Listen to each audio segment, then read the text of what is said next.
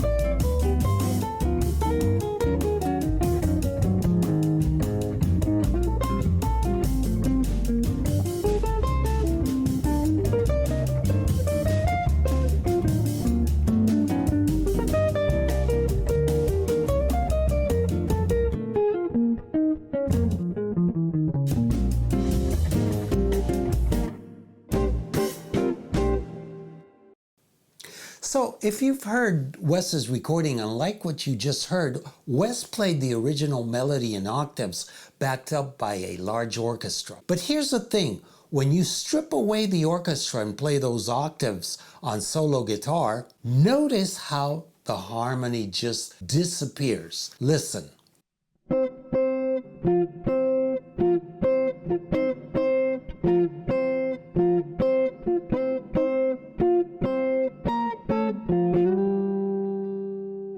That could be anything. It sounds like something over just one chord. And that's why I decided to create a chord melody arrangement of this piece. Listen to the difference.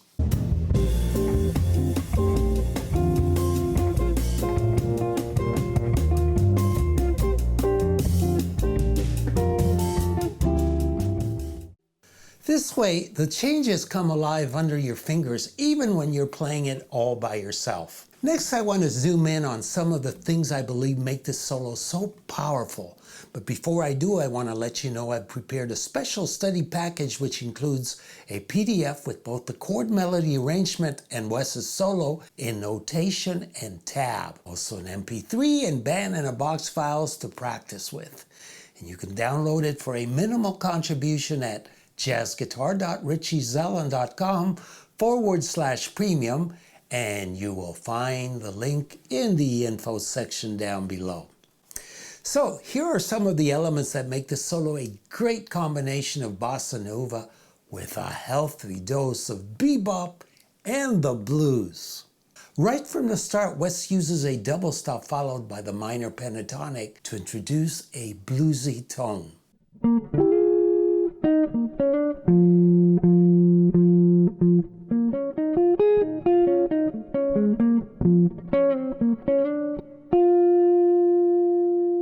And also, at the end, he plays.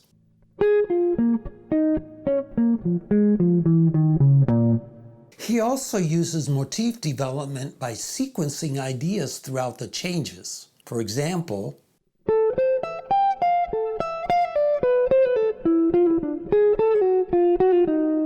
also,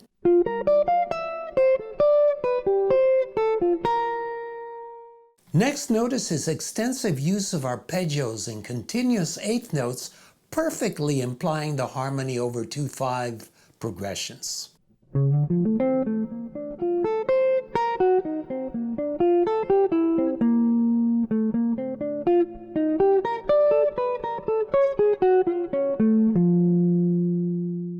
And finally, notice his use of a broad range, moving seamlessly from low to high registers to create contrast and excitement.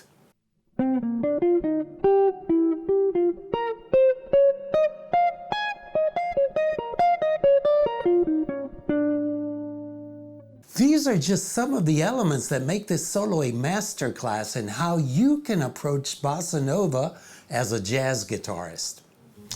Got questions or comments? Drop them below. I'd love to hear from you. And if you enjoyed this video, please give it a like and don't forget to subscribe.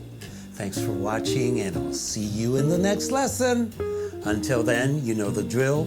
Practice, practice, practice, and may peace be with you.